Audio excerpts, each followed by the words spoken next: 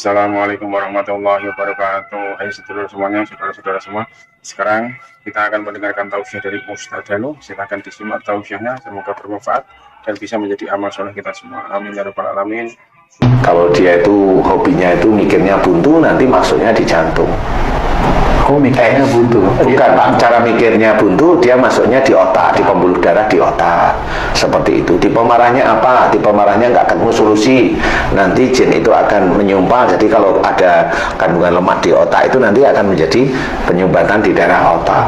Kalau nanti tipe kelnya dia marahnya meledak, nah nanti yang di otak itu dia tidak menyumpal di pembuluh darah, tapi pembuluh darah itu dibuat rentan. Mudah pecah seperti itu. Nah, itu cara Allah sebenarnya. Kalau menurut saya itu cara Allah. Karena nggak mungkin pembuluh darah dipecah itu karena diketok gitu.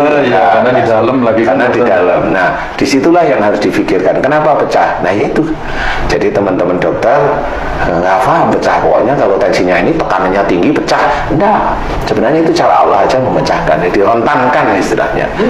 Jadi sehingga itu pembuluh darah pecah, atau kalau dia mencari solusi nggak pernah dapat tapi jengkel diem ya nyumbat itu nanti sehingga dia terkena stroke seperti itu, atau nanti bisa bengkak jantung seperti itu, bisa glukoma, bola matanya tensinya tinggi istilahnya, macam-macamnya itu menjadi buta, bisa aja katanya merusak pankreas sehingga gulanya tinggi. Bukan gulanya tinggi, orang marah itu pasti merasa dirinya benar. Oh, iya. Kalau dirinya merasa selalu benar, pasti pankreas itu rusak karena gula itu manis, jadi merasa orang itu dirinya itu baik, benar dan sebagainya, sehingga itu dirusak oleh Allah Ta'ala. Ya nanti kalau dia merasa dirinya benar, solusinya dia itu merasa benar, orang yang disuruh harus mengerjakan dan sebagainya, kalau tidak nurut itu dia jengkel, marah dan sebagainya. Nah ini nanti pankreasnya dirusak oleh Allah Ta'ala, sehingga itu menjadi gula darahnya tinggi seperti itu.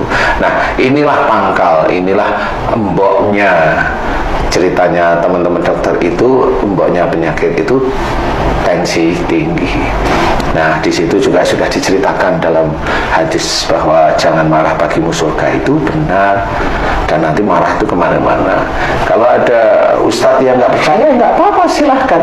Nggak percaya itu harusnya dia itu punya basic untuk menjadi tidak percaya. Bukan hanya dia itu tidak percaya, nggak percaya. Basicmu apa? Nggak punya. Itu berarti dia hanya omong doang, walaupun dia seorang ustadz.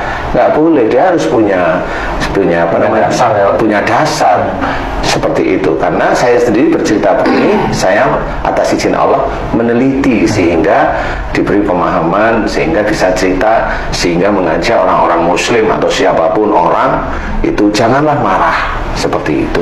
Karena selama ini juga tidak ketemu kanker itu dari mana. Ya, kanker itu dari mana? Ada ustadz itu yang cerita itu kanker itu gara-gara tidak bisa menyusui anaknya. Ustadz cerita karena penelitian orang-orang pintar, kan gitu. Nggak seperti itu, kan gitu. Kanker itu yang memang disebabkan karena marah yang keluar atau disimpan baik kepada suami ataupun pada orang tuanya.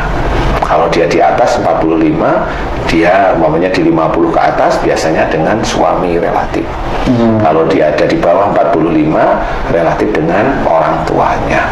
Dan ini terbukti memang benar, setelah ditanyain memang benar dia marah dengan orang tuanya.